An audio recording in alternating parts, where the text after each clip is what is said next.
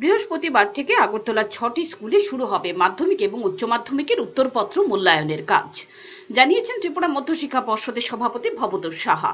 এবছর 1 মার্চ থেকে শুরু হয়েছিল উচ্চ মাধ্যমিক পরীক্ষা, শেষ হয় 3 এপ্রিল। মাধ্যমিক শুরু হয়েছিল 2 মার্চ এবং শেষ হয় 20 মার্চ। এবছর রাজ্যে টিবিএসই পরিচালিত উচ্চ মাধ্যমিকে বসেছে প্রায় 29,000 ছেলে মেয়ে।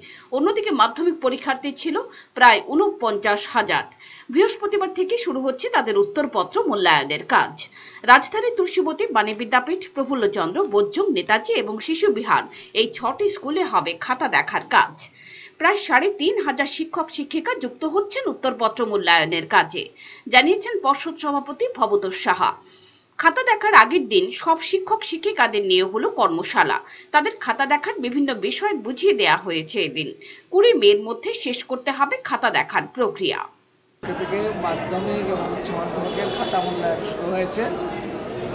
মাধ্যমিক স্তরের খাতা দেখা হবে 5টা ভেন্যুতে, 5টা হায়ার সেকেন্ডারি স্কুলে, যেমন আচার্য প্রফুল্লচন্দ্র স্মৃতি Vidya Mandir, Bani Vidyapith girls higher secondary school, Bojjong girls higher secondary school, Netaji Subhash Vidya Mandir Vidyaniketan এবং শিশু উচ্চতর মাধ্যমিক বিদ্যালয়।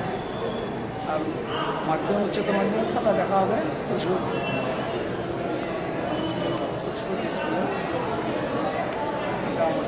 আজকে থেকে শুরু হচ্ছে, আজকে খাতা দেখাটা হবে কাল থেকে। আজকে হেড এক্সামিনাররা যে ইনস্ট্রাকশন তৈরি করেছেন এটা নিয়ে আলোচনা হবে। যদি কোনো ডিফিকাল্টি থাকে বা অ্যাম্বিগুইটি থাকে সেটা তাদের মধ্যে আলোচনা করে মিটিয়ে নেওয়া হবে কাল থেকে। কতদিনের ভিতরে খাতা দেখা শেষ হবে? খাতা দেখা আমরা তো আরম্ভটা বলতে পারি, শেষটা একজ্যাক্ট কবে হবে বলা যায় না। তবে আমাদের টার্গেট হচ্ছে 20 মের মধ্যে সব শেষ করে দেওয়া, যাতে লাস্টে মেয়াদ থেকে আমরা রেজাল্ট দিতে পারি। Pure report, Channel Din Raat।